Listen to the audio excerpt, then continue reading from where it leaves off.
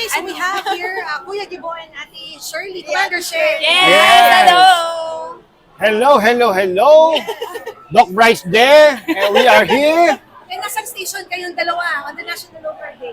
You can find us sa Safe and Clean Station. Strict and clean pala kayo. Yes. Mas seryoso talaga. Yes, siyempre, dapat strict lang tayo.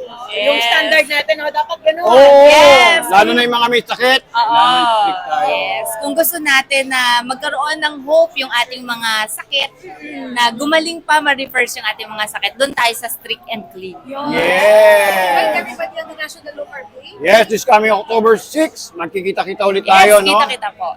Sa lahat ng mga nag-iisip na nag-iisa lang sila. Marami yan, di ba? Sa mga naglo-low carb. Ito na ngayon ang pagkakataon nyo dito sa mga low carb community. October 6, National Low Carb Day. Year 3. Year 3, kita-kita po tayo. Hindi ka, wala talagang nag-isa. And there's unity in diversity. Diversity. Kahit anong klaseng low carb pa yung iyong ginagawa, merong station for you. Yes. You always have a tribe. And this bigger tribe of ours, our low carb community, ay magsasama-sama ulit. This coming October 6, 2024, the first Sunday of October, that's going to be our National Low Carb Day. So, see you po! See you! Bye!